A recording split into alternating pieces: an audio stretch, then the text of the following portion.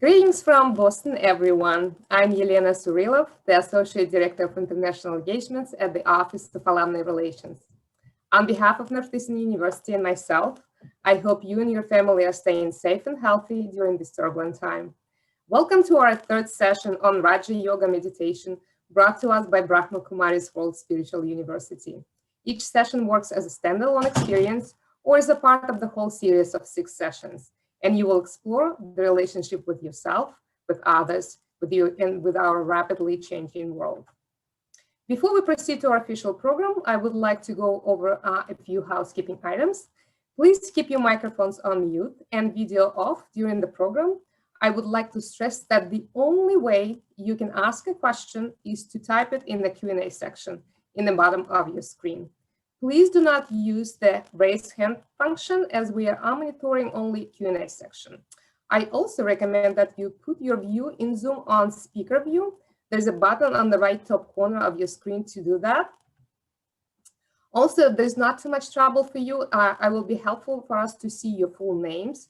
To rename yourself, you can click on participants and hover the mouse over your name to click the more button. From there, you can click, rename, and update.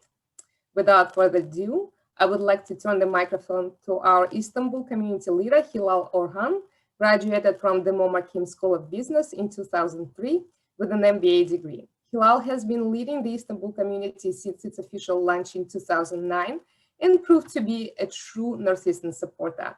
Hilal is the one who wanted to share her Brahma Kumari experience with our constituencies. Hilal?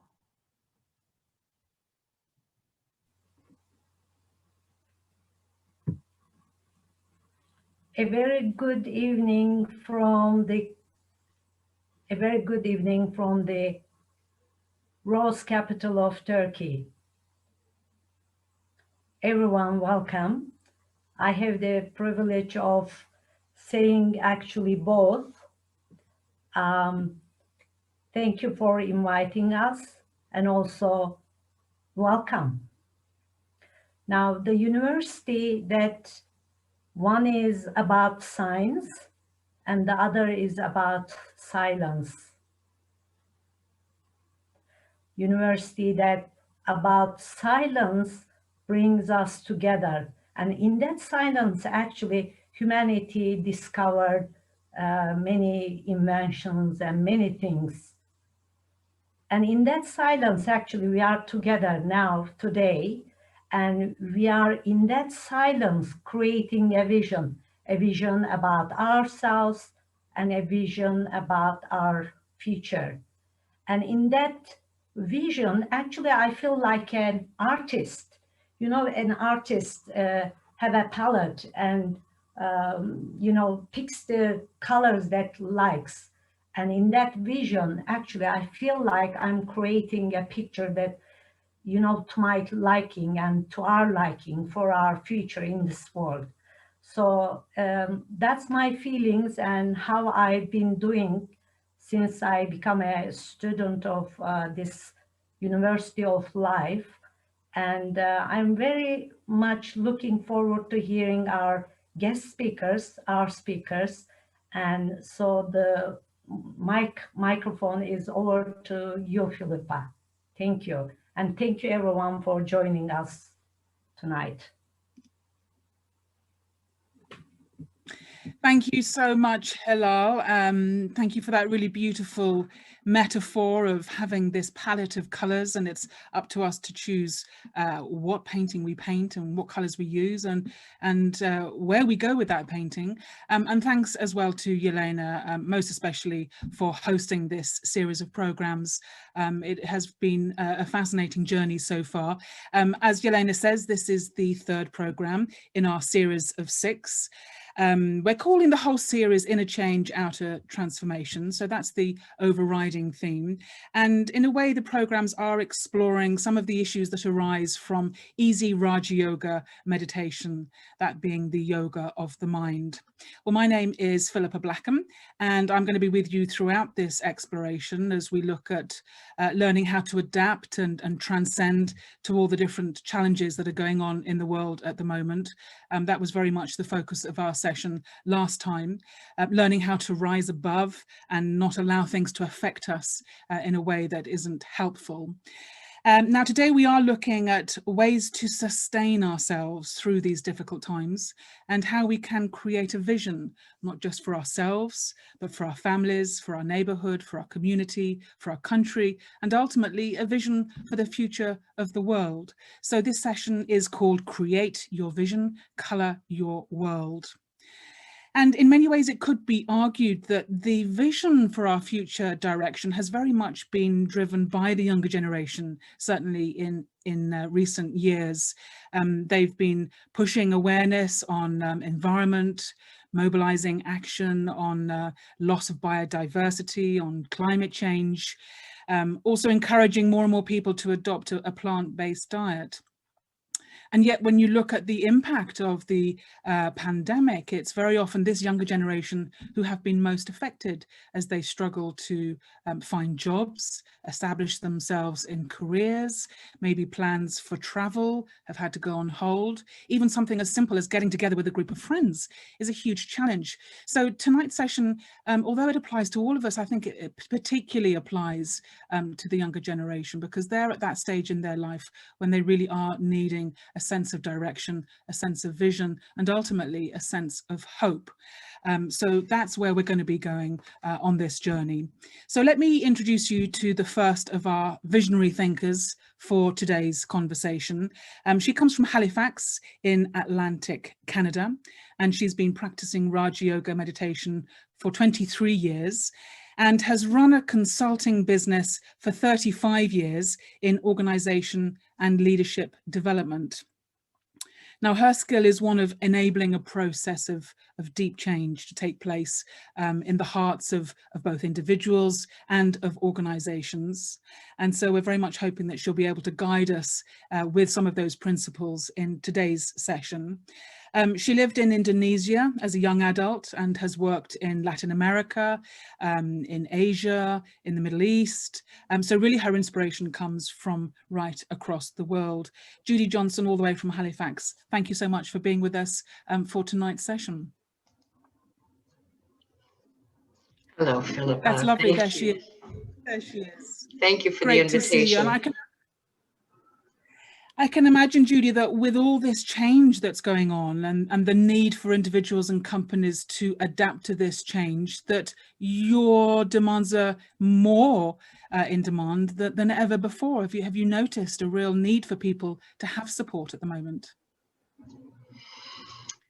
I have noticed from individual leaders, I don't think in their organizations they're thinking about sustaining their people or the spirit. They're getting really hardcore practical about how to stay alive.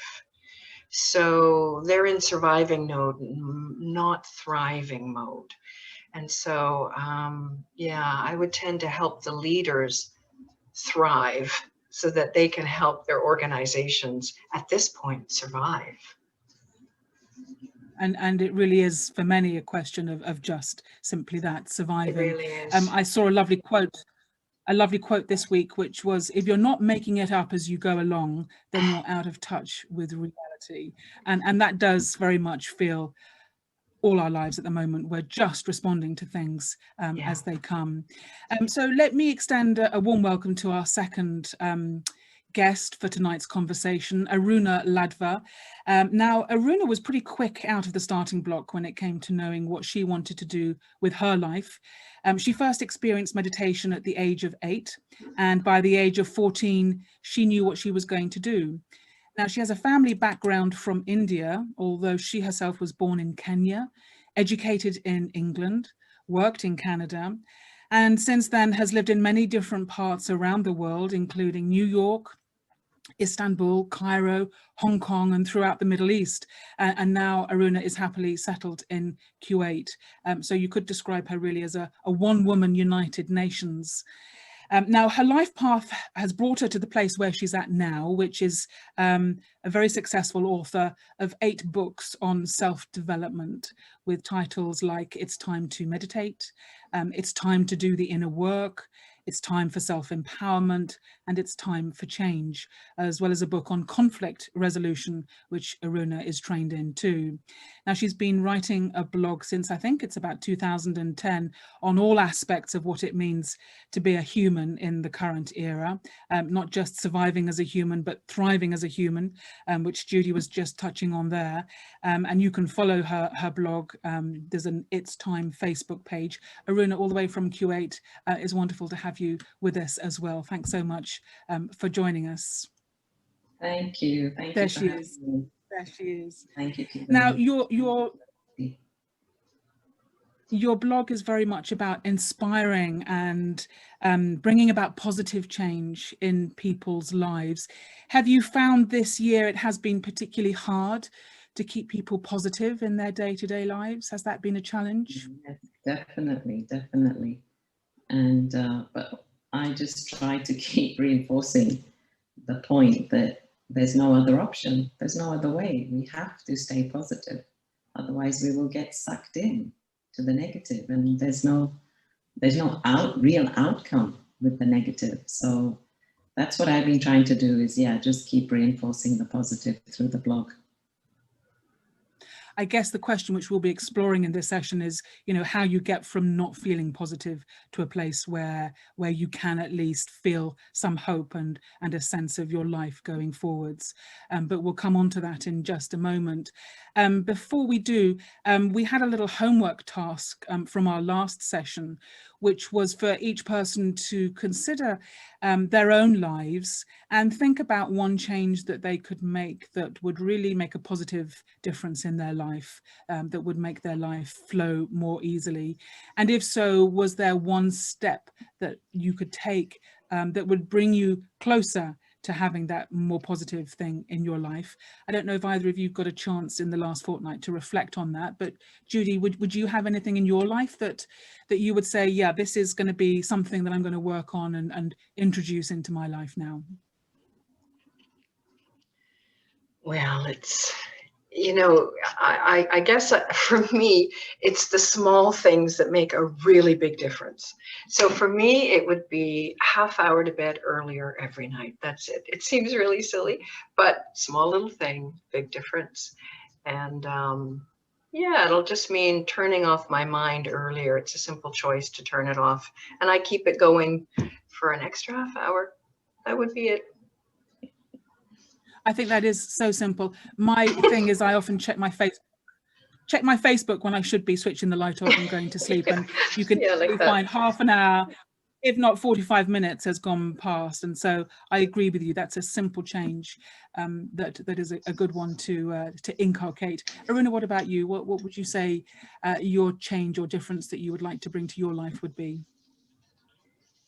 Yes, I did think about this, Julia. The thing is, I do hatha yoga every now and then, but I really should do it daily or more regularly. And the thing is, I do a lot of meditation, but I need to spend more time flexing my body too. So I think, given my age now, I think it's important that I dedicate time to that.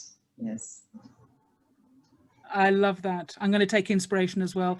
And I think that this stage in life, if you invest in your bodily health, then it will look after you for the years to come. Exactly. You can get away with it when you're younger, but at this stage in life, you have to really start having a focus. So those are two very inspiring and practical next steps. So thank you both very much for that. Judy, before we get into our conversation properly, it'd be lovely just to settle our energies and kind of put to one side anything that we've been doing up until this point, because everyone joining us today has given themselves the chance of this next hour to really be with themselves and reflect deeply on some of these deeper issues. So if you could just kickstart us in that process with a few moments of gathering our energy and being in stillness, that would be lovely. Sure.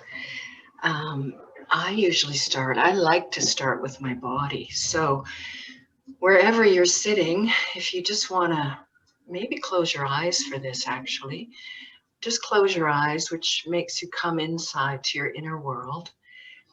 And it's really helpful just to be aware of the worlds around you. And I'm going in.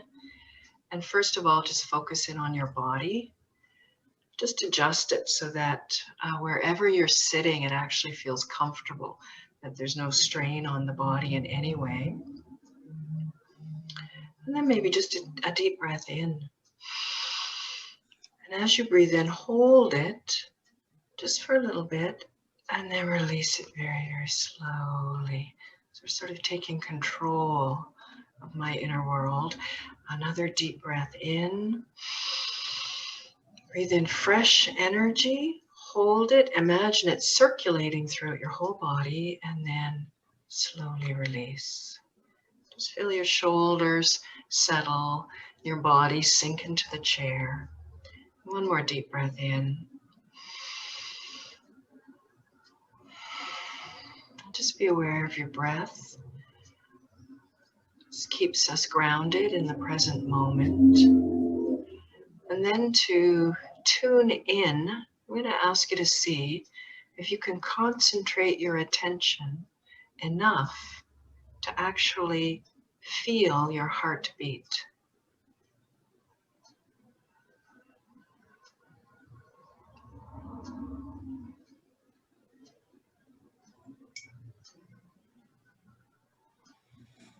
This kind of focus is about being present and here and now. Now visualize, if you can, a thread of energy from your heart all the way up to the center of your forehead, behind the eyes. This is where the human spirit sits in the body. And I'd like you just to visualize, since this evening's talk is around vision and creation and coloring, I'd like you just to imagine there's a studio in your head. Huge, spacious, beautiful studio. And the walls are white in this studio. And with every thought you have, it emerges like a little splash of paint and goes onto the walls in your mind, which is essentially the room in your head. And we do this all day. We paint the inside of our minds with our thoughts, but for just this next moment, if you can select a color you associate with peace. And then I'd like you just to paint this beautiful white studio in your head, studio of your mind, with this color. And then to visualize using the power of imagination, asking you just to visualize, what does peace look like for you? So some symbol or metaphor, something that reflects peace.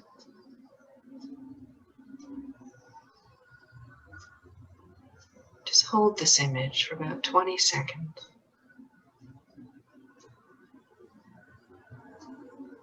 As you breathe in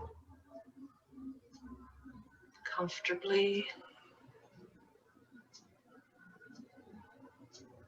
holding the energy, the color, and the image of peace in your mind.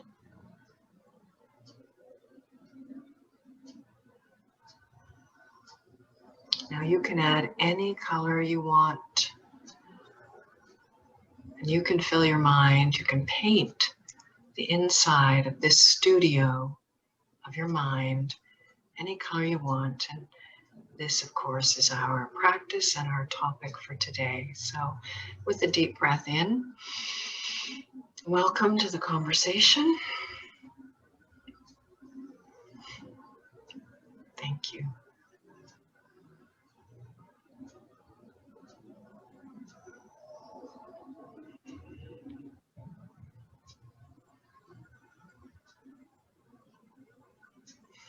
Thank you so much, Judy.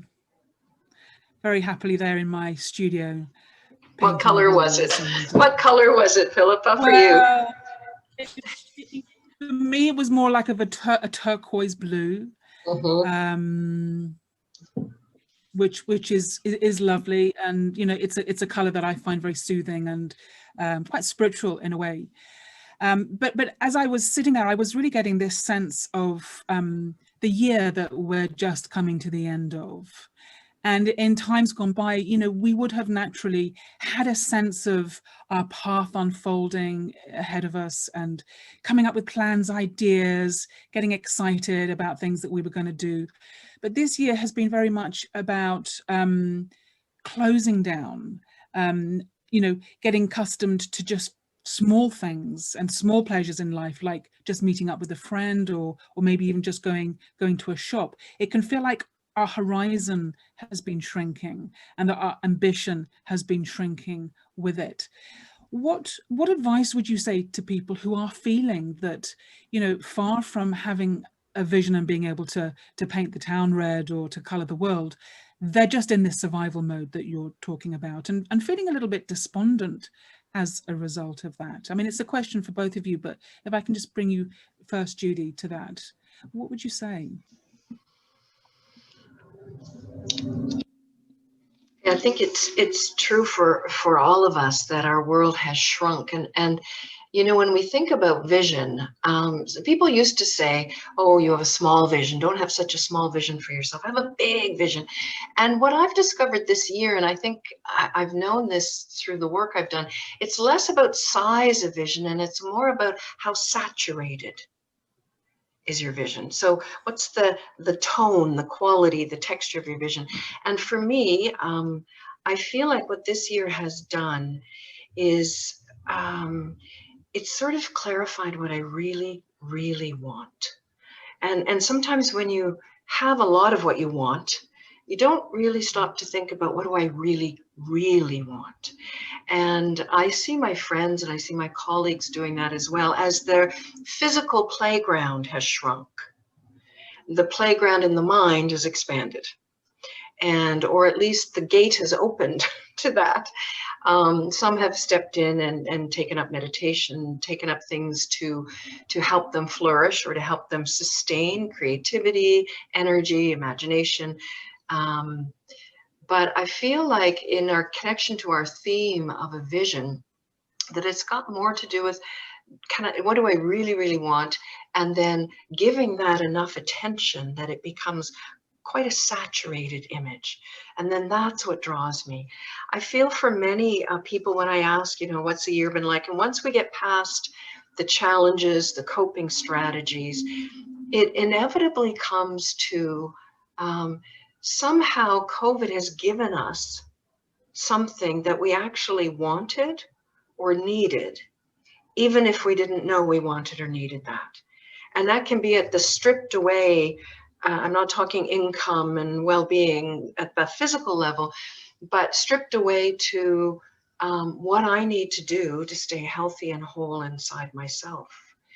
And I think with that, the pictures are becoming clearer for what we really, really want and what makes life, you know, worth living. I think it's certainly made us appreciate what we do have in our life and maybe what we did have and would like to have back in our lives again.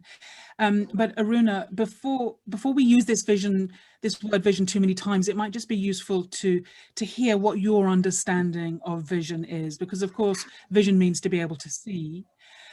For some people with a religious background, it could be, you know, having a vision, in other words, having, you know, something appear in front of you. But there's this other use of the word vision, which is about envisioning. It's about seeing myself in a new way, seeing the world in a new way. How would you understand this word vision?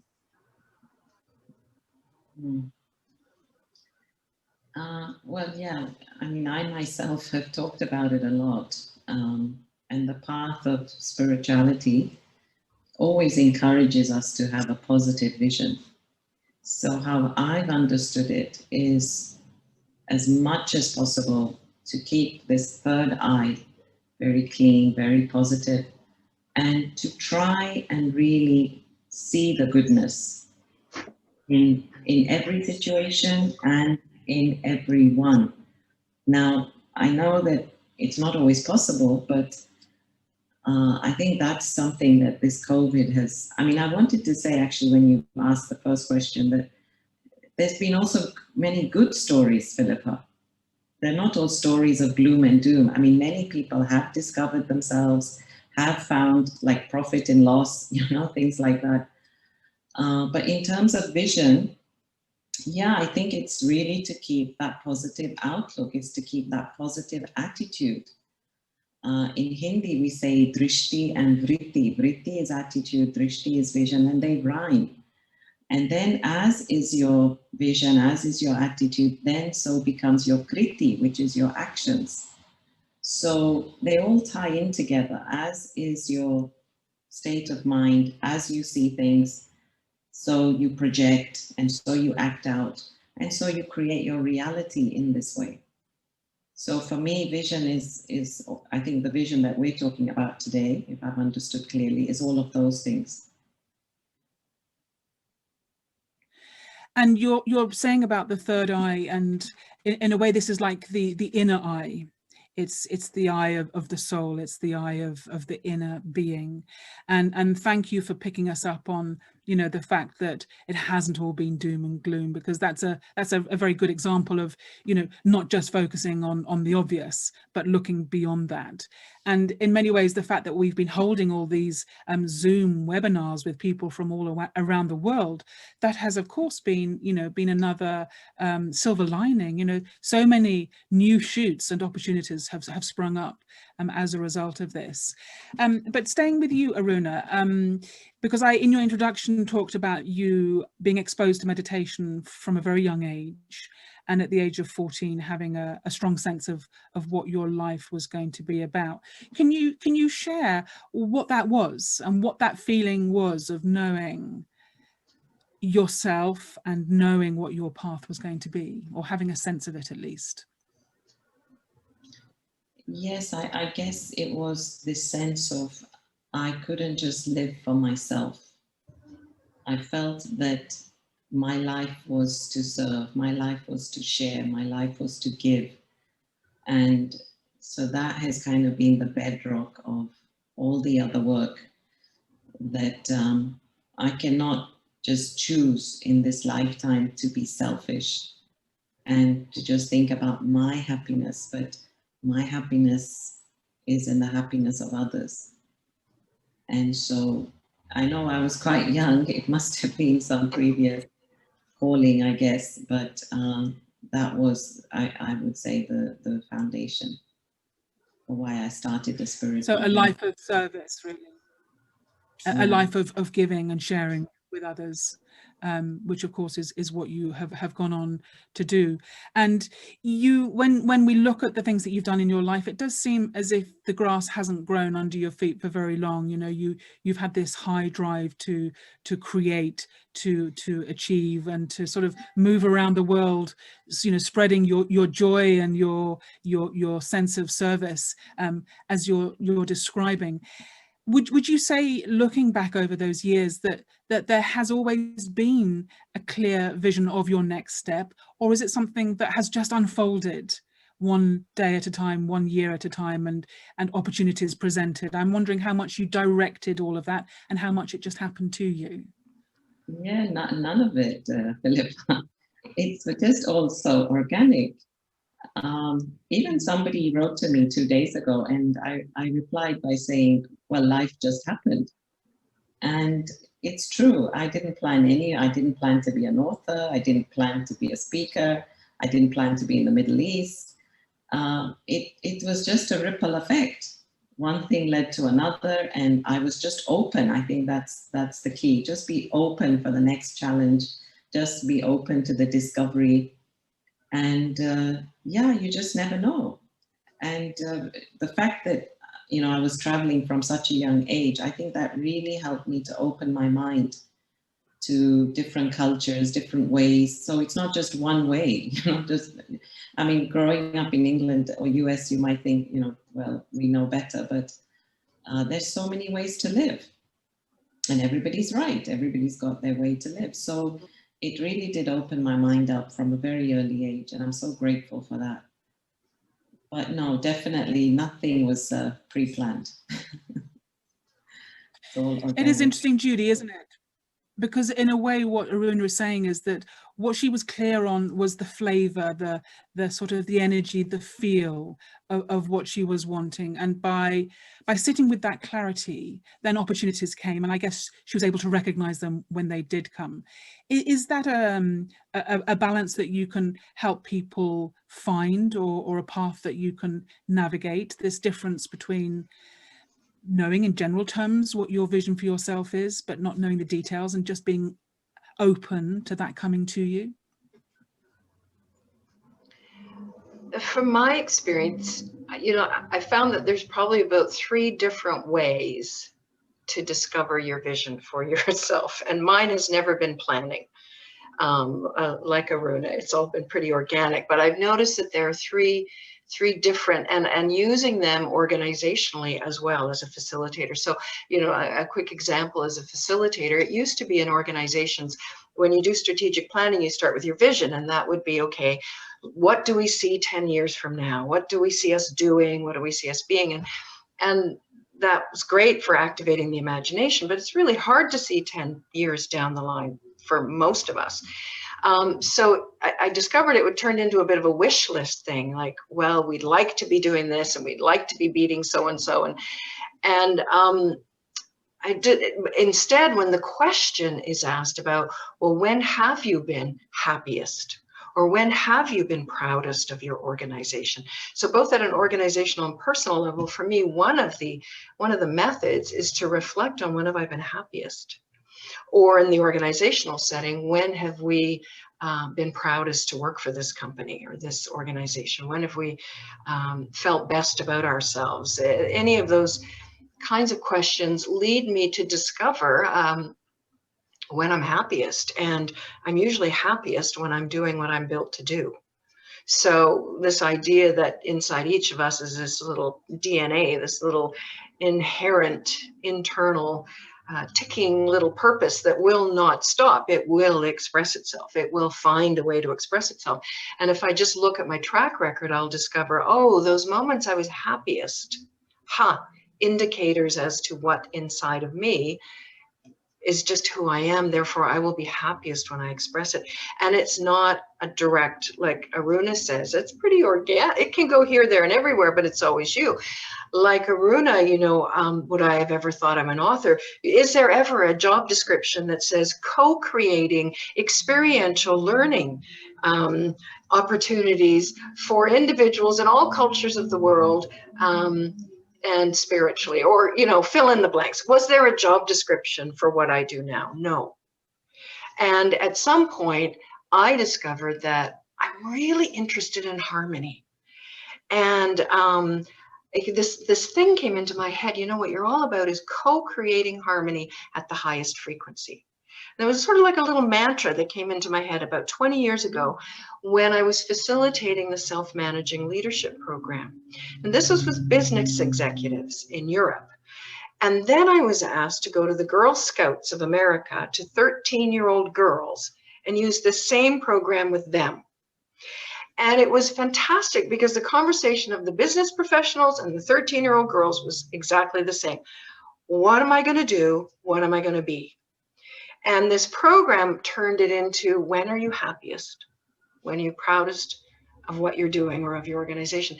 And just changing the question like that creates a whole different resource. It brings a whole different set of data to the table, or data, depending on your country, to look at. So anyways, that's one for me. And the other one is, well, there were 3 I said. The other one is opposition creates your position. So you know what you don't want, you know, and the more you live, the more you know what you don't want. And I think for me, I had many intense experiences where I did not want to be doing what I was doing.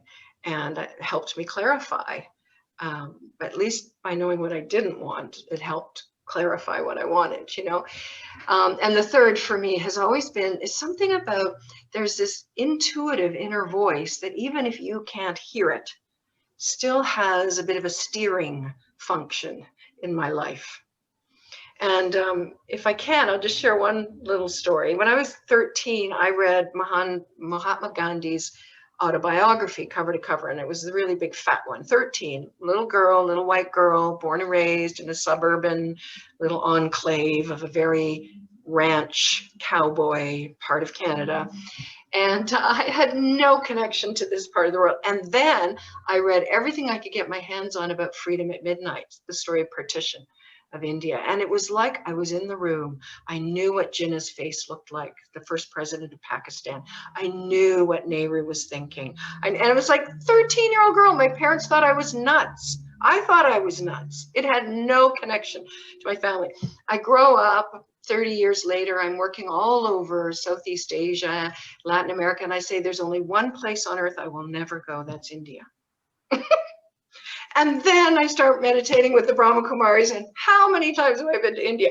So an example of, there's this little inner voice, you know, and I'm doing these things that make no sense in the context in which I'm in, which made me feel like a black sheep and a nonconformist and I don't fit, but actually was something in me that needed to be expressed, that was about to be discovered, a thread of something I had to follow, even when I actively thought I didn't want to. So I think that that's in all of us. So if the question is, how do we know a vision of what we're going to be or what we're going to do? For me, those have been the three, and actively using these as a facilitator with organizations and individuals to help them discover their purpose. Wow. I think it's going to take me the next hour to fully digest what you know, just I'm said. sorry. Because that was so, it was so rich and it just flowed out of you. And I'm scribbling my notes here frantically. Co-creating harmony at the highest frequency, Yeah, was it? yeah. Now, is there a job description for that? No. But No. Okay. Like Aruna, that's the thing that came for me. Now, I want to come back to Aruna, but before I do, I think you touched on so many things there, but one which I really liked was this idea of what makes me happy. Because I think so often growing up, we get messages from our family, from our friends, from society to say, you will be deemed successful if you have a good job, if you look the right way, if you're, you know, seen to be an upright standing member of society or whatever. And also other people have hopes for our life. And without realizing, we can find ourselves falling in line with other people's visions for us. And yet this little mantra of yours of what is it that's making me happy? You know, really when I sit in my quiet moments and look back over my time, when have I felt at my happiest? This is such a lovely guiding principle. And I also like this thing that you're alluding to, which is that there is almost a creative intelligence out there in the universe that I can tap into, and that if I begin to listen to those whispers, I can maybe catch a few signals as to what is my next step, or what it is I should be doing in this moment. And that's a lovely principle too. Yeah. Wow. Okay. Aruna, do you want to respond to any of those points that Judy was just making? Because there were a lot there, weren't there? Yeah, there's a lot there, and triggered things in me too. I think the other thing also, Judy, don't you think, there's also the element of destiny. I mean, even though you might fight something to not do it or not want it or not go there, but if it's meant to be in your destiny, you will end up there, you see? And I know, again, you can say, well, it's your subconscious choosing, etc. But again, it's not in your hands. That's the point I'm making. It's not in our conscious hands, but it's all just happening. And the other thing I want to say is regarding my path, Philippa, I mean, yes, happiness is one virtue, but I think spirituality has taught us it's not so much about what you do, but how you be and how you are. So that's kind of what Judy's saying. Am I happy? Happy is one virtue. But I think this got kind of, reinforced in me at a young age also. So that's why I think it wasn't so important where I was or what I was doing, where I was going, who I was with. But, you know, am I happy? Am I feeling free? Am I feeling powerful inside? Am I feeling kind? I mean, it's really that centering that the meditation provides. So am I feeling an embodiment of all these qualities? And that's what makes us happy. I think that's what makes me happy, is not about being right, but about being kind. And then you feel that you're fulfilling your purpose, because that beingness is our main purpose. It's not about, as you said, the titles, the labels that we wear, but what we share. It was something I heard, and I've shared before on these programs, that if someone is feeling a sense of anxiety or overwhelm from all the stress of everything, that is releasing hormones into your body that is the kind of fight or flight or fear hormones. And the way to override that is through simple acts of kindness, because that produces the feel-good hormones, which give us that warm fuzzy glow of knowing that we've done something good. And there is a beautiful quality to knowing that you are doing what in that moment you are meant to be doing, and that what you're doing is making a difference to others. This is coming back to your idea, Aruna, of service, and feeling that you're able to uplift those around you through your own actions. But I wonder, in your life, how it feels to you when you have a moment of having that sense of being guided, of having that sense of destiny calling to you. And the other part of that question is, have you also had an experience of being in a place of desperation, of not being able to feel connected to yourself, of not being able to feel connected to the divine or to the benevolence that is in the universe? And how have you got yourself out of that place? So maybe I'll answer the second part first. Yeah. Yeah, so actually I did, when I was about 19, 20, I did have a little depression. And actually I didn't even know it was depression. So here I am, I've been meditating, and I actually went to the States. And when I came back to London, then yeah, I went through this period. It was about 6-7 months of just waking up and feeling exactly that, no sense of purpose. Like, why am I waking up? What am I going to do today? And it felt like a long, drawn out day, you know, without joy, without, as you say, any vision, any purpose. And you know what got me out of it is, as you said, helping others. So what happened is that I was asked to come and work in the London office of the Brahma Kumaris. And so I started helping full time.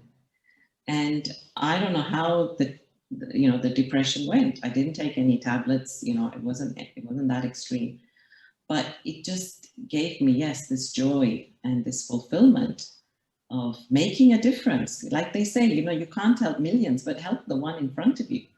So even if we can help the neighbor, like, you know, in the Bible it says help the neighbor, but the neighbor is not just the one next door, it's the one in the queue, it's the one on the road, in the car next to you, it's anybody next to you. So if I can make a difference to them, then yes, that really is a joy. And what was your other question about the holding the vision, right? About and feeling guided from the helping hand from above. Yes. So that I have felt, and how you know that you're being guided, Philippa, is I feel everything just falls into place. It doesn't feel like effort, doesn't feel like labor, doesn't feel like struggle. So as Judy was saying, it's this co-creation. You have a thought, and then there's the divine intervention, and the universe conspires. Everything just comes together to make it happen. And then you know that it's meant to be.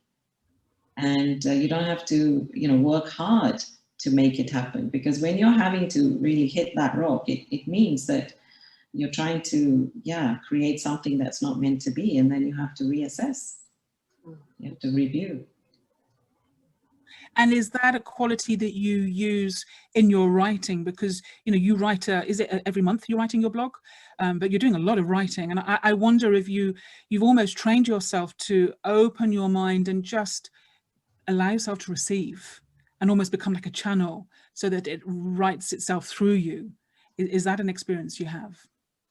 See, with the writing, honestly speaking, I really do it for me, because every week I kind of set this intention that, okay, what shall I write about? But it's not just what shall I write about? It's like, okay, what shall I be experiencing this week? So in other words, I'm trying to keep my antennas out for something that I'm feeling or getting kind of a sense of, you know. And I mean, what I'm trying to say is I try to be in awareness, in this awareness of what is something great, something positive, something elevated. And I must say the writing has really helped me in my spiritual progress, because it has just kept me focused on that, you know, positivity or some elevated thought, let's say, divine thought, as opposed to getting caught up in gossip or, you know, negative talk, or, you know, being brought down by what's happening. So the writing has really helped me. So I keep the same every week. Okay, what shall I write about next? And then I'm kind of got my antennas out for what can I pick up? What's a story I can pick up? What's the lesson here? What's the goodness in this? And that's how I actually do. And you're right, Philippa, sometimes I just put my hands on the keyboard, honestly, and I have a moment's meditation, and honestly, they type away themselves, and I don't even know what's, you know, being written until I read it. So I have had moments, not all the time, but I have had moments of that as well. So that also you need I have, yeah, allow. I have heard writers talk about this before, that, you know, as they're writing a novel or a play, they're as surprised as anyone at what their character says or does, and that it's almost, you know, it's got a life of its own and they're just the channel for it. And presumably it not just in writing, but we can apply this technique to our lives, whatever it is that we're doing, if we can learn to be open to this touching that can be in our life. And it's interesting, Judy, hearing Aruna talk about her experience of being 19 and having depression. And I would say that, you know, the only moment in my life when I have experienced depression was when I was 18, and I was traveling, and I was in a kind of a limbo state, and feeling frustrated with the way things were going. And I did have some, it probably wasn't more than a couple of weeks, but I would call it depression. But what came immediately on the back of that was a moment of the most intense enlightenment probably of my life. And I think often there is a relationship between adversity and breakthrough, and moments of insight and light bulb moments. And I wonder if this applies to the COVID situation that we're in at the moment, that yes, there have been times of adversity, but to try and reframe that and see within that what perhaps is the catalyst for change that might not have happened if I hadn't had this grit, this grit that can make a pearl, if I hadn't had this moment of negativity in the first place. How would you work with adversity to create something positive? Yeah, Me? Judy. Yeah. Oh, Yeah. how would I work with adversity to make something positive? Gosh, I feel like we do that every day, don't we? Bad things happen all the time, you know, at an individual level, and I guess for me, the attitude towards bad things, whether it's a big bad thing like COVID or a little bad thing like, you know, my car got banged up, you know, like bad things are happening all the time. I guess the attitude that I find helpful is I'm always looking for, well, what benefit did this bad thing bring? So I won't debate the bad thing. It exists, no question. But what good came from the bad thing? So someone borrowed my car, crashed it completely, destroyed it while I was away, and I came home to find I had no car. And you know, I had that, you know, and then I thought instantly, it's like I've trained myself enough to go, okay, what's going to be the benefit that comes from? There's got to be some benefit. Well, within less than 36 hours, I had a better car.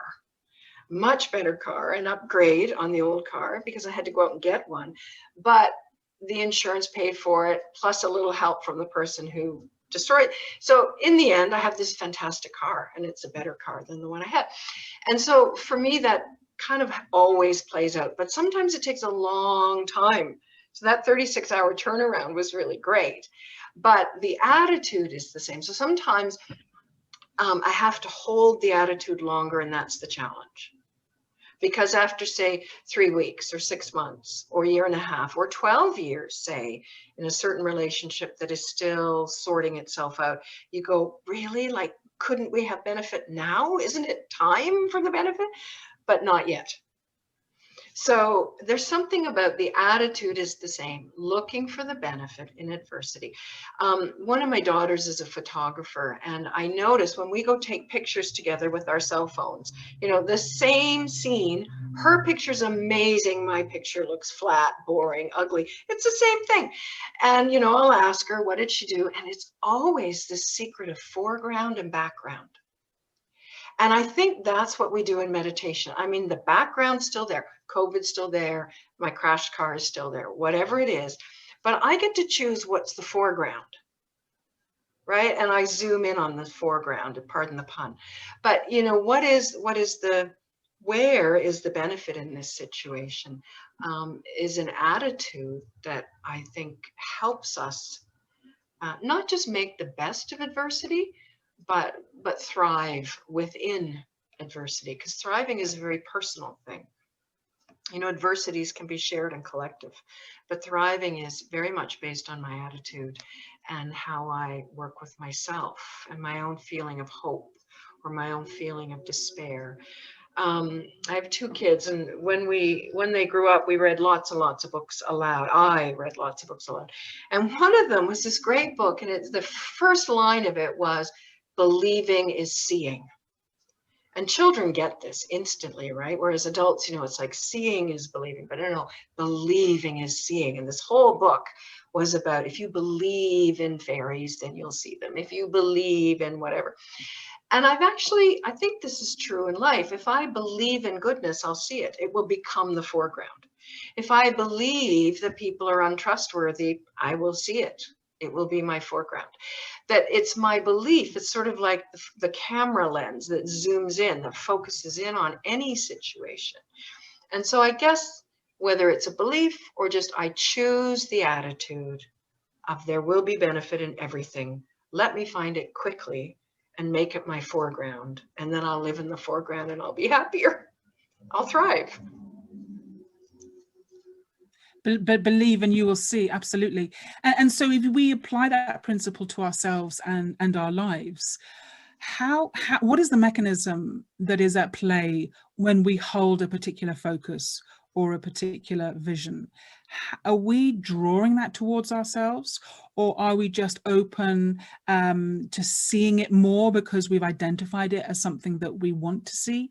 What for you is the sort of the psychological game or the game of reality that we're playing when we hold a particular vision and hold a particular intention? I think Aruna should answer that one.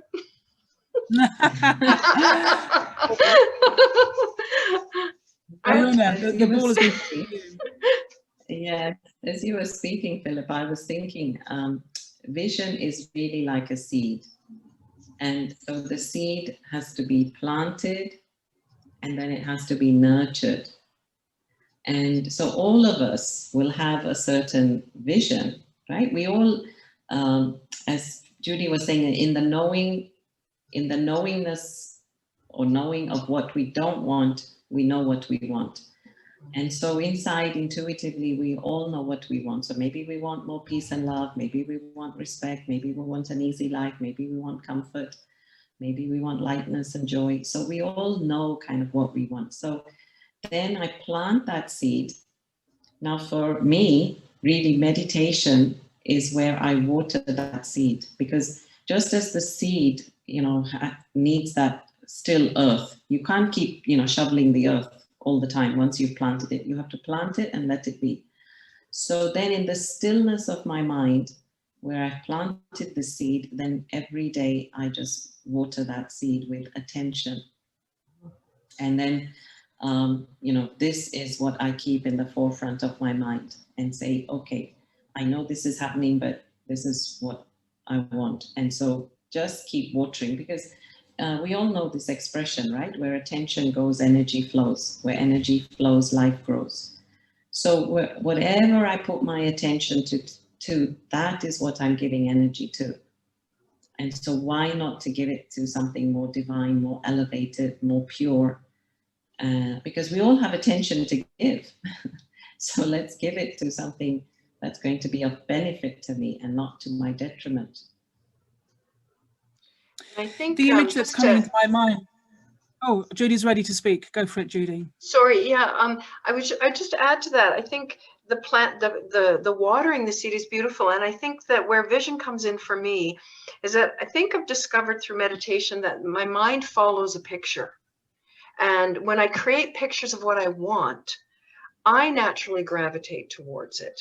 You know, and as Aruna said, we grow what we pay attention to. But, you know, if I say don't get angry to myself, the picture in my head is me getting angry. And don't doesn't have a picture. So even in self-change, you know, if I'm speaking to myself with this language, don't do that, stop doing this, you know, that what I'm doing is I'm reinforcing in my subconscious mind the image of that thing I don't want. So in planting a seed, say, of peace or of a happy future, or fulfilling my purpose and living, you know, my best life, being my best self, whatever seed I plant, the watering of it includes, I think, creating pictures of it. And that's what vision is. It's like we can actually create a picture in our mind of what we want, and then it feels very real. And it's the feeling I feel that drives me. That feeling is like fuel, and it keeps moving me in the direction towards it. So things will come, and I'll still have to make a choice at a crossroads, but somehow my feeling will be so attuned in the right direction that I'll choose wisely. And also, No, I get that. Can I add, Philippa? Yeah, please. Just, yeah, to add to Judy, when I also envision or do these meditations or workshops, I ask people to envision the end result. Like, it's not just envisioning the growth of it or getting there or the journey, but envision that you're all, like, if somebody wants to be slim, envision that you are already slim. Like, just keep that in your forefront. And that's what you're, you know, that's what you're watering. And the thing is, it's back to this thing of, if I believe it, if I believe I'm that, then yes, there's more chances of me making it happen, as opposed to doubt. No, I like that. And I don't know if you've experienced, but sometimes you have to have a vision of the thing that you're looking for in order to then see it. So say, for instance, you're looking for a particular book, and you're remembering the book as having a blue spine, and you're looking everywhere for a book with a blue spine, and you just cannot find it. And it's because your vision of the book is not correct. The book has actually got an orange spine, and you've gone past it several times, but you didn't see it because your vision was looking for a blue spine.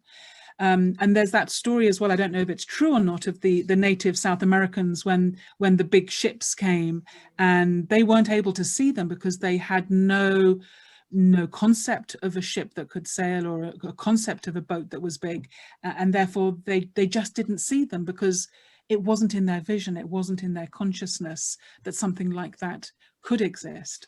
And so this, in a way, is part of what you're saying, is if we can learn to bring something into our conscious mind and hold a vision of it, then when we do see it, we'll recognize it and manifest it. I mean, we're talking about manifestation really here. But one other thing, Philip, I think is important that we need to touch upon is adaptation. Like, you can have the vision, but you have to adapt with it and not be rigid, because it's a bit like, if it's not my way, it's the highway, you know? And if I'm not able to be flexible and fluid, then again, I struggle. So it's not that I have to have that. Maybe life wants to offer me something better. You know, maybe you're asking for $1,000, but you know, maybe God wants to give you 10,000, but you're stuck on the 1,000, and so you're waiting for the 1,000, and then it never happens. So we have to also be open. I mean, I'm sharing from my experience that just be open to what you can have a plan and you can have a vision, but then be open to what the drama proposes to you, the drama of life. And when that all works together, then that's really magnificent. It's beautiful. I think that's why it's very important that the vision not be physical.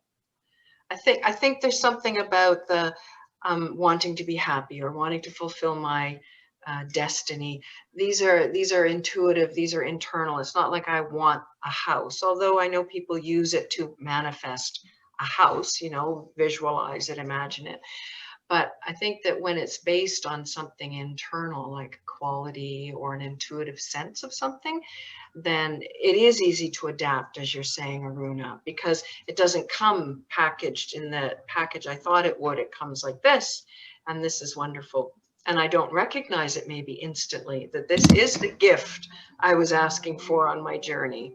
And then it becomes a bridge to something. So, yeah. But see, even if we ask enough whys, why do I want the house? You know, and at the end of enough whys, you will come to some non-physical quality.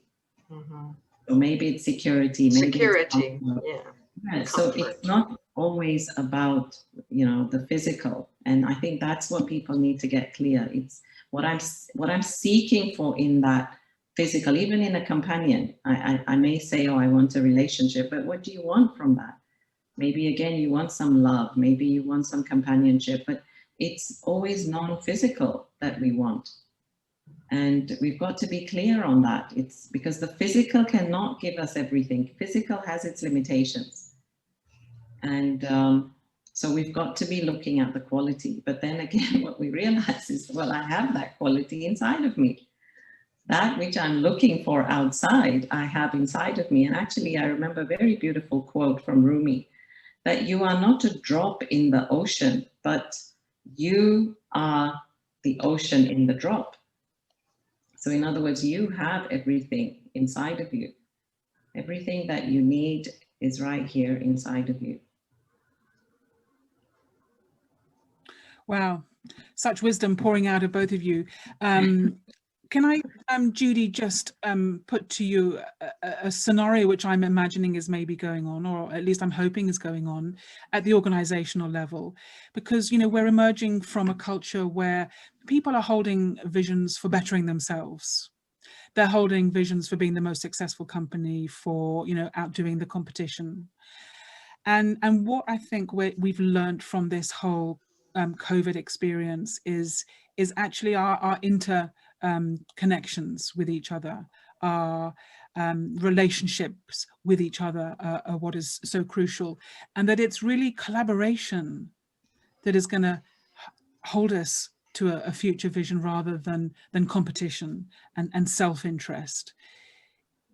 Am I just wishful thinking here, or do you think we are on the cusp of realizing that, you know, as a global community, we now have to move towards a shared vision of our global future, and that it's not enough for any one company or country or any single anything to just look out for themselves, that we need to expand our vision to include everybody? Do you see that going on? I do see it going on, actually. It makes me feel very inspired. And I think this is a time of awakening to that reality. I actually think it's very astute self-interest to be invested in the collective. I think it's a folly not to be. I think that the only way an individual does well, and we watch this, is when they are connected in some way to a community. We watch this when people have hard things happen in their lives, and you see with one person that people flock to help them. You know, there's financial support, there's food coming to their door, and then somebody else might experience the same difficulty and they find themselves completely alone. And you look and you can see who naturally evokes a giving response. It's those that have been giving, those that have been involved in community, those that have been sharing and caring for a collective. I think naturally they do then receive in times of need. So the States has a gentleman, he's an economist, who I really like reading his stuff. His name's Charles Eisenstein. And he has said that, he's drawn our attention to the fact that the only way we could grow our economy now is if we start monetizing things we didn't pay for before. And that's how we grow the economy. So we're not actually producing new things. We're just paying for things that we didn't pay for before, like childcare, like water, the list goes on. And that actually the only way to really invest in the economy is to create collective sharing communities. That doesn't mean like communes or anything. It just means that you have the informal network of sharing and exchanging and giving, which happens in any vibrant community. I think many of us live in, cities where there isn't so much community feeling. I'm lucky I live in a relatively small city, and there's a great sense of community sharing here. But I think in any of our groups, we can create that. In any of our groups, if it's just a small group of friends, the feeling of caring for the collective is there. And it's what we need. And everyone's realizing that's what we need. Who else is going to take care of us but each other in a way? And our fate is in each other's hands. There were some very stirring words, I don't know if you heard them this week, from the UN Secretary General Antonio Guterres, talking about the environment actually, but you could put the same on other issues. He said, let's face facts. The state of our planet is broken. Humanity is waging war on nature. Nature always strikes back. Biodiversity is collapsing. Deserts are spreading. Oceans are choking with plastic waste. Soon we will have more plastic in the ocean than fish. And Prince William this week has also been talking about a decade of change. And, in a way, what they're saying is that, we now need to have a vision for how we're going to move humanity forwards. And people with vision, I guess, Aruna, you could say, are people who are going to make good leaders. And I wonder for you, where our vision for how we as a global community move forwards now, where do you see that coming from? Is it coming from our political leaders, or is it coming from grassroots movements of change and awakening and finding new visions? Where do you see the green shoots as being? Okay, a few things to share. Firstly, see, Philippa, when people complain about something, they're complaining because they see a better way of doing it, or they see something better besides it. And this is why I encourage, like, when somebody's complaining, I try to inquire and I try to get to the bottom of what they're really seeing, but it's coming out as a complaint. So for example, I say, oh, this place is dirty.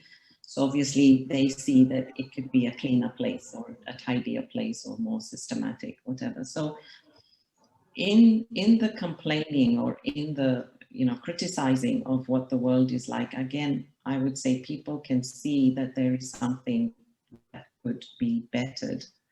That's the first point. And then I want to say that I think, Philippa, we need to trust. I think we need to trust each other, because we've all been hurt. We've all been wounded. We've tried to trust governments. We've tried to trust, well, I don't want to name, but just, different systems. And it hasn't always worked. And now I think what the need is it is this spiritual awakening that, we have all got to do this for ourselves. Like, if I don't chip in, if I don't give my finger of cooperation, then nothing's going to happen. Like, there's got to be a sense of self-responsibility and not leaving it to others. Like, we have left it to others for too long, that they will repair it, or the scientists know what they're doing, or, you know, as I said, the governments know what they're doing. But no, let me start in my own little neighborhood, you know, making the changes that I want to see in the world. And in a way, this is also what's happening in India with Modi ji's, you know, clean up campaign. He's just basically saying, just clean your front yard. If everybody just cleans their front yard, then, you know, India will become a cleaner place. So I think if we can just start with that, what difference can I make? What can I add? Just my little bit. And if everybody adds that drop to the ocean, then yes, we'll have that collective. But it's no longer that time to leave it to others. That's my point. We all have to chip in and make that difference in whatever way we know, whether it's, you know, giving meditation vibes, whether it's, you know, saying nice words, or actually getting into physical action, cleanup action. It's the individual process of change, and putting that change then into action that is going to bring about because a bigger change. Who, like we say, who ruined the world? We did. Nobody, no alien came from outside and ruined our planet, right? Or abused the planet, or as we said, threw the plastic in the ocean. So we did it. We're all guilty. And so we have to wake up. This is the awakening. Let me wake up and let me do my bit. And then we'll be at peace, because my conscience will be at peace. So if each one does their bit, I think that will go a long way. And Judy, this really is where meditation comes in, because it's within the process of meditation that we make these connections between our own individual actions and the world out there. You know, we see the cause and effect, we see the power of our thoughts and how they manifest.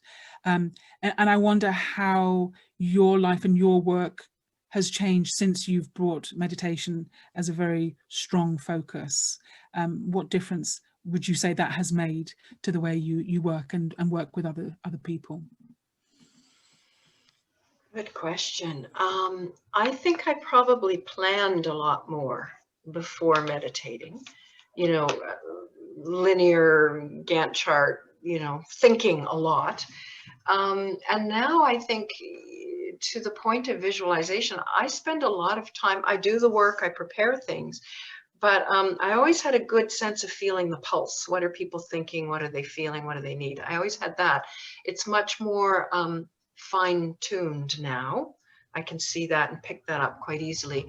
But I can instead, you know, I read the documents, I do all the work that's required, but then I actually just sit quietly and visualize what it will look like, the intervention requested, if it's a strategic planning process, or if it's a team, you know, development, or if it's just even the individual leader, helping them be a better leader in their organization.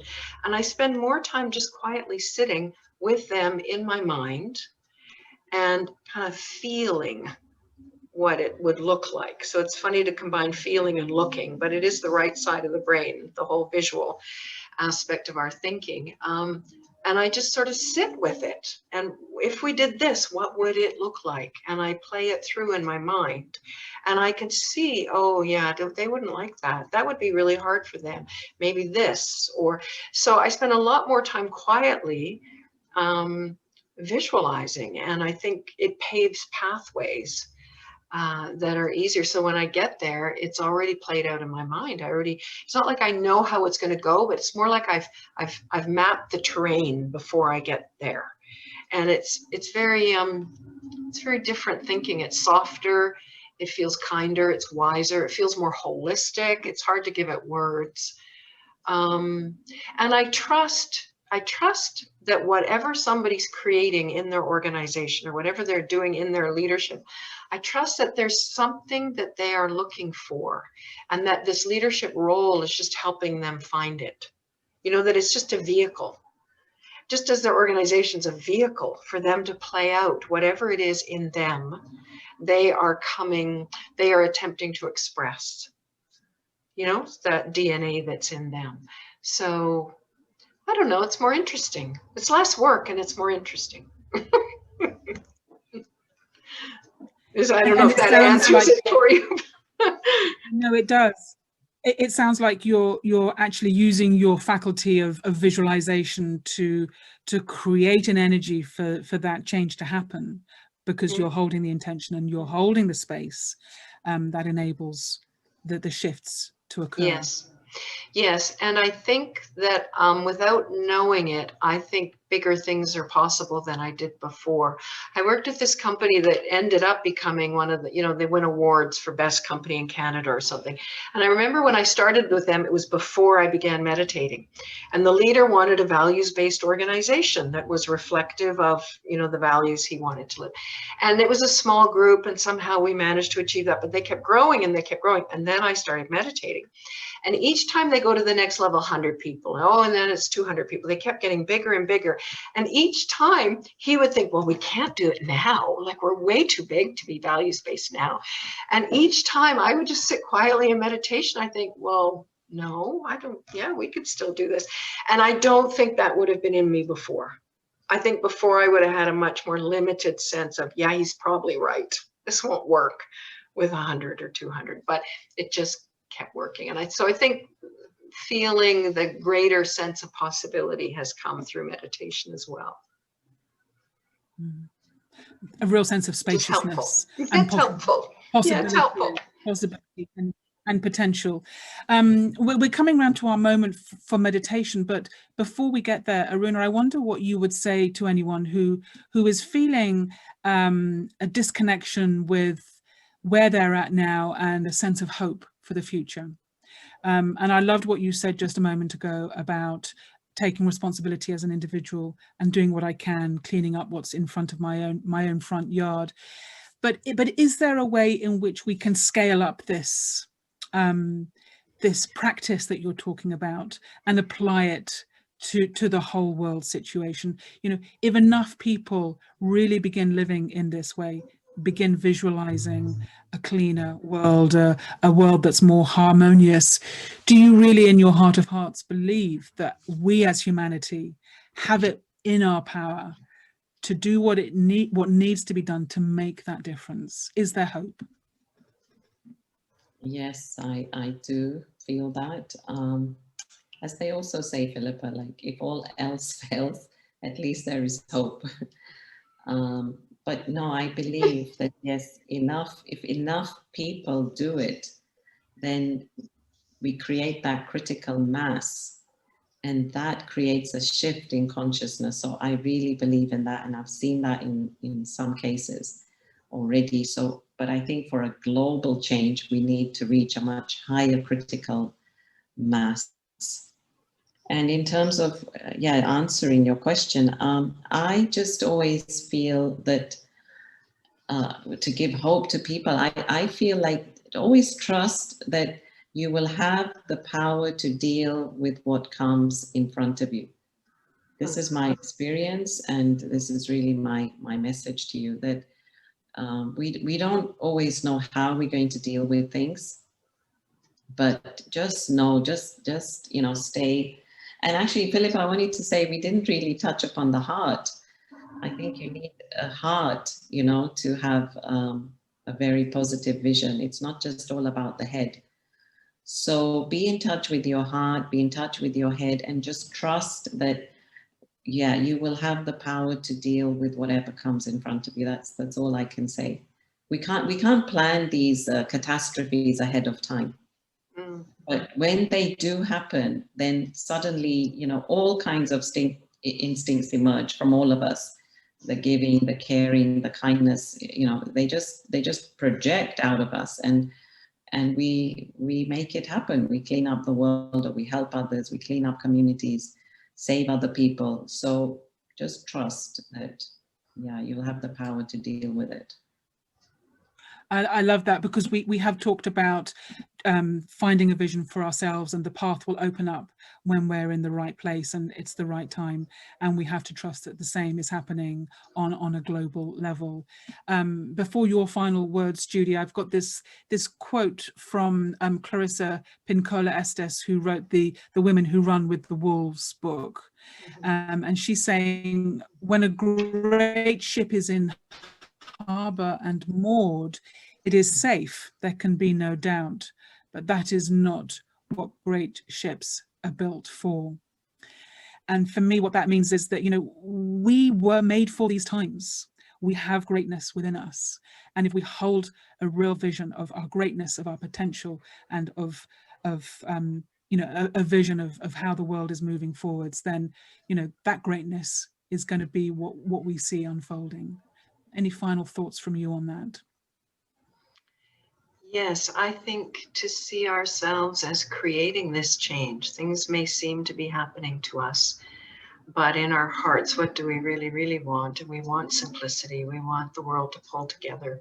We want unity. We want respect and kindness.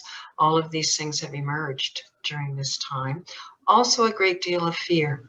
So to Aruna's point, that fear might be our greatest obstacle, and love then would be the cure. And so all of us, the healing that needs to happen in all of us, so that what comes out of us is love, if not in equal measure, in much greater measure than the fear that is also provoked. And I think we would all share that love would be fundamental, fear would be add-on.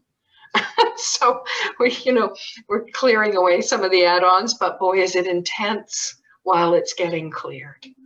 And so just to understand the difference between what's original to me and what's add-on. And I think the fear that we're all seeing is pretty intense right now. But the understanding that what we really want is underneath that, and that's love. So thank you. Gorgeous. Absolutely gorgeous. Well, Aruna, you prompted us to get heart-centered, that we have an overused mind and an underused heart. So let's get into our hearts now with a meditation. And I know that you meditate every day, and that you can lead us into the heart of that experience for our closing few minutes. And if you could share that heart love with us, that would just be great. Okay, thank you. So yes, let us just sit very comfortably. Try not to hold on to anything. Just relax the body, the toes, the legs, your torso. Just relax the shoulders.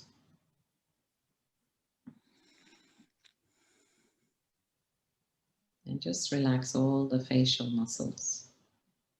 So if you feel like a strain on your forehead, just lighten up. Just relax.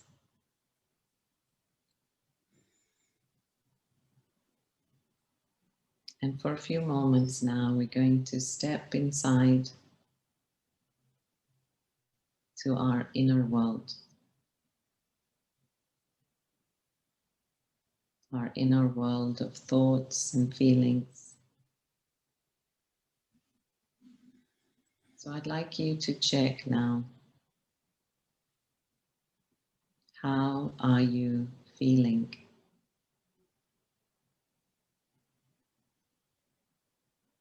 Just try to tap into a feeling, not just good or bad, but try to identify it, add an adjective.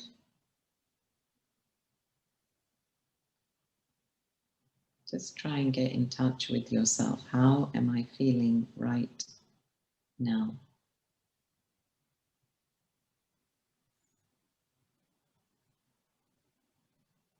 So perhaps many are feeling peaceful. Perhaps a few are feeling agitated. And if that's the case, just say to yourself quietly in your mind that I am a calm and peaceful being. My original nature is to be a calm and peaceful being.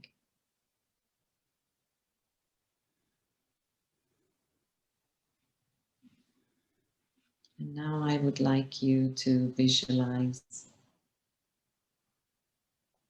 your ideal you. Each one of us can perfect ourselves.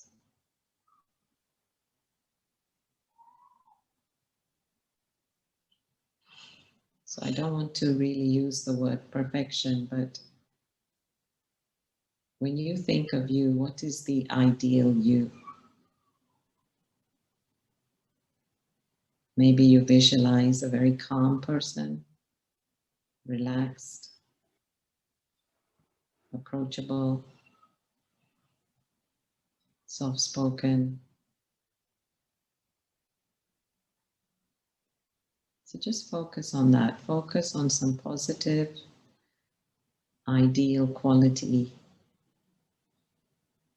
that is you.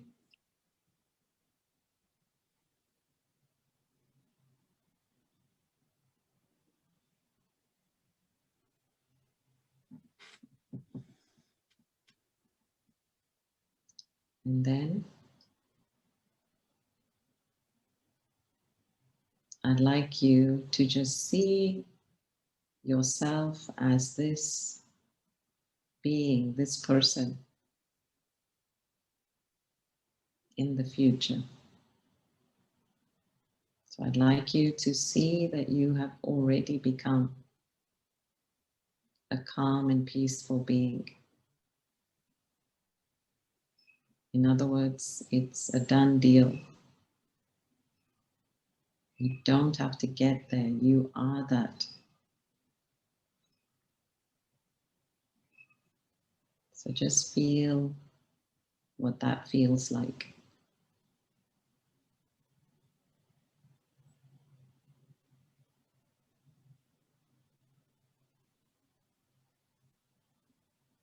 And just try and hold on to that feeling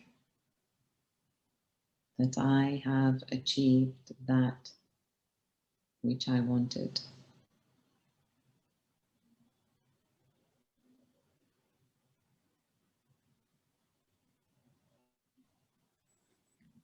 And let us come back again to the center of the forehead, which is the seat of the soul.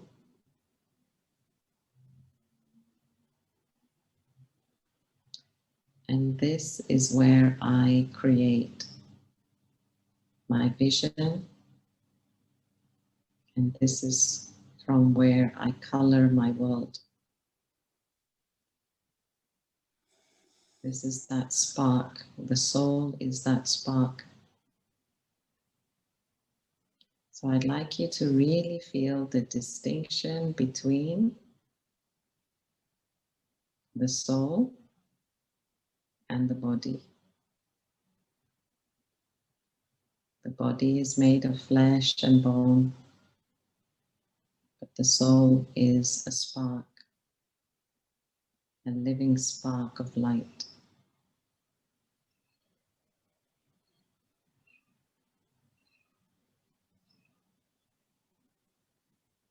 Just try and feel that for a moment. Feel the enormity of your power as a soul, beyond time, beyond space, free, liberated, eternal. Everything that the body is not.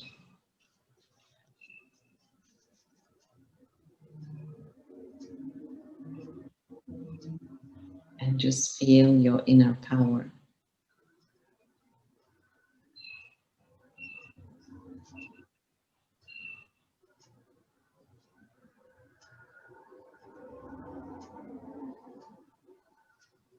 And know that you have the pen with which to color your world, to create your vision.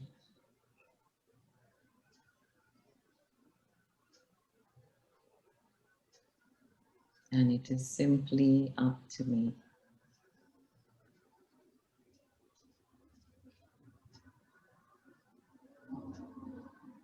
Just this thought is extremely empowering. That I have the pen to choose.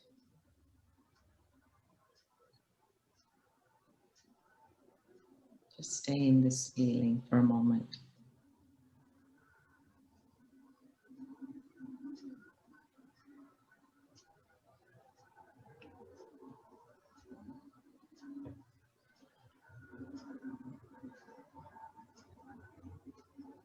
Thank you.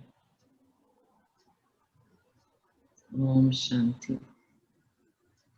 Om means I am, and Shanti means a peaceful being.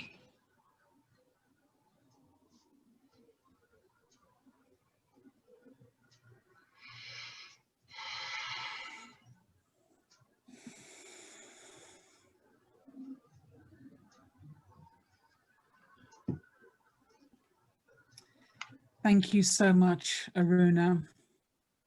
Om Shanti. Absolutely taking us into the heart of the experience of everything that we have been talking about during our session today. And it really does feel a huge honor to have been in the company of such wisdom from both of you today. It's going to take me at least a fortnight to really digest all the points that have been shared. And I hope everyone listening has felt equally inspired to look at their own lives and to create a sense of a vision for their life and for the life of all of us going forwards. So Aruna Ladva in Kuwait, Judy Johnson in Halifax, Canada, bless you, go well. Thank you so much for your company in our session today, and hopefully we'll be together again very soon. Thank you so much, and join us if you can. Thank you, Judy. Thank you, Aruna. Join us if you can in a fortnight's time, Thursday, the 17th of December, when we're going to be taking our idea of a vision and really running with it in the community, seeing how we can affect our immediate communities. Our theme for the next session, connection, community and co-creation. So join us then. Until then, take good care. And from the three of us, goodbye. And over to Yelena. Thank you. Thank you so much. Thank you for Thank you so much, Aruna and Judy and Philippa, for such a wonderful and meaningful presentation. And thank you, Hilal, for bringing this amazing opportunity our way. And a huge thank you goes to the person who orchestrated the whole series for us, Margaret Baron, who has also been studying Raja Yoga meditation with Brahma Kumaris universities for 25 years, or over 25 years. Well, thank you very much to all the participants. We hope this program was worth of your time. And we are looking forward to seeing you again at our next session, as Philippa said, on December 17. And it's called Connection, Community, and Co-Creation. Have a great day, evening, and night, everyone. Thank you. Bye-bye.